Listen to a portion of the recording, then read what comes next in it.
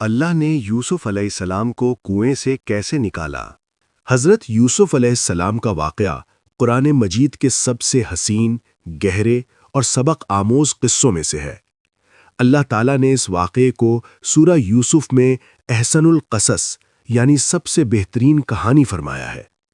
اس کہانی میں بچپن کی معصومیت، بھائیوں کا حسد، غم اور جدائی، صبر اور تقوی، فتنہ اور امتحان، قید اور آزادی، پھر عزت اور حکمرانی، سب کچھ ایک ہی سلسلے میں ملتا ہے۔ حضرت یوسف علیہ السلام حضرت یعقوب علیہ السلام کے پیارے بیٹے تھے۔ یعقوب علیہ السلام خود اللہ کے نبی تھے۔ یوسف علیہ السلام بچپن سے ہی نہایت خوبصورت، شریف اور اچھے اخلاق کے مالک تھے۔ حضرت یعقوب علیہ السلام ان سے خاص محبت رکھتے تھے کیونکہ ان میں نبوت کی علامتیں نمایاں تھیں۔ اس محبت کو دیکھ کر یوسف علیہ السلام کے بڑے بھائیوں کے دلوں میں حسد پیدا ہوا۔ وہ محسوس کرتے تھے کہ والد کی توجہ زیادہ تر یوسف علیہ السلام اور ان کے چھوٹے بھائی بنیامین کی طرف ہے۔ ایک رات یوسف علیہ السلام نے عجیب اور عظیم خواب دیکھا۔ 11 ستارے، سورج اور چاند انہیں سجدہ کر رہے ہیں۔ صبح انہوں نے اپنے والد حضرت یعقوب علیہ السلام کو خواب سنایا۔ حضرت یعقوب علیہ السلام سمجھ گئے کہ یہ خواب یوسف علیہ السلام کے مستقبل کی عظیم بشارت ہے۔ انہوں نے نصیحت کی کہ یہ خواب اپنے بھائیوں کو نہ بتانا ورنہ حسد اور بڑھ جائے گا۔ حسد نے بھائیوں کے دل اندھے کر دیے۔ انہوں نے مشورہ کیا کہ یوسف علیہ السلام کو راستے سے ہٹا دیا جائے تاکہ والد کی توجہ ان کی طرف ہو۔ آخر فیصلہ ہوا کہ یوسف علیہ السلام کو قتل نہ کیا جائے بلکہ ایک گہرے کنویں ویل میں پھینک دیا جائے تاکہ کوئی مسافر اٹھا کر لے جائے۔ ایک دن بھائی والد سے اجازت لے کر یوسف علیہ السلام کو سیر کے بہانے لے گئے۔ جنگل پہنچ کر انہوں نے یوسف علیہ السلام سے قمیض اتاری اور انہیں کنویں میں پھینک دیا۔ یوسف علیہ السلام اندھیرے کنویں میں اکیلے رہ گئے، لیکن اللہ نے ان کے دل کو تسلی دی کہ ایک دن تم اپنے بھائیوں کو ان کا یہ جرم یاد دلاؤ گے۔ رات کو بھائی والد کے پاس روتی ہوئی آواز میں آئے اور کہا کہ بھیڑیا یوسف علیہ السلام کو کھا گیا۔ ثبوت کے طور پر جھوٹا خون لگی قمیض پیش کی۔ حضرت یعقوب علیہ السلام نے قمیض دیکھی۔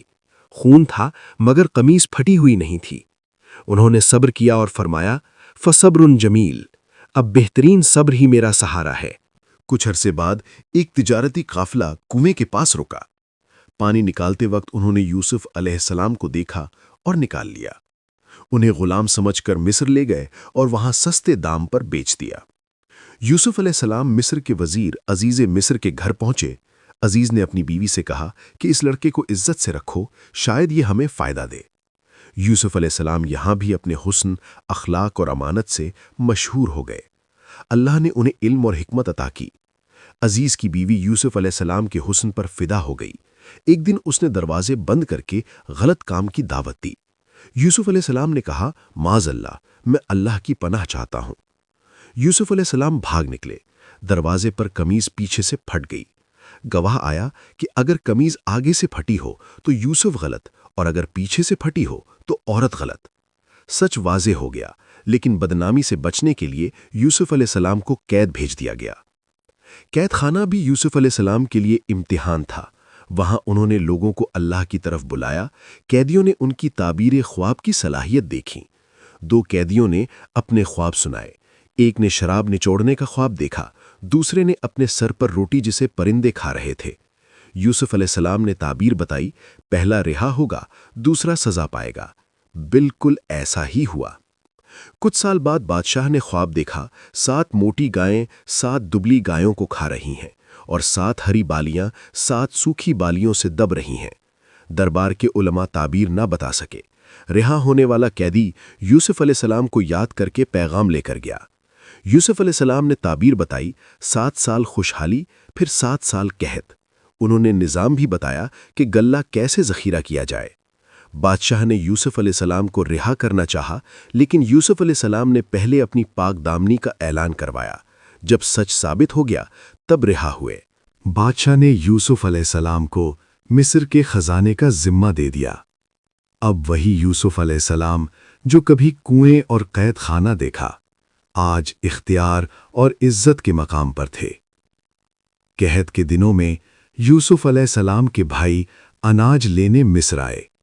یوسف علیہ السلام نے انہیں پہچان لیا، مگر وہ یوسف علیہ السلام کو نہ پہچان سکے۔ انہوں نے بنیامین کو بھی لانے کا کہا۔ بعد میں ایک حکمت کے تحت بنیامین کو اپنے پاس روک لیا۔ آخر یوسف علیہ السلام نے فرمایا، میں یوسف ہوں اور یہ میرا بھائی ہے۔ بھائی شرمندہ اور نادم ہو گئے۔ یوسف علیہ السلام نے معاف کر دیا اور کہا، آج تم پر کوئی الزام نہیں۔ یوسف علیہ السلام نے اپنی قمیض والد کو بھیجی۔ قمیض آنکھوں پر رکھتے ہی حضرت یعقوب علیہ السلام کی بینائی لوٹ آئی۔ پورا خاندان مصر آیا۔ سب نے یوسف علیہ السلام کو سجدہ تعظیمی کیا۔ یوں بچپن کا خواب پورا ہوا۔ خاتمہ اور سبق۔ حضرت یوسف علیہ السلام کا واقعہ ہمیں سکھاتا ہے، حسد تباہی لاتا ہے، صبر کا پھل میٹھا ہوتا ہے، پاک دامنی اور تقوی ہمیشہ سر بلند کرتی ہے، اللہ کا فیصلہ بہترین ہوتا ہے۔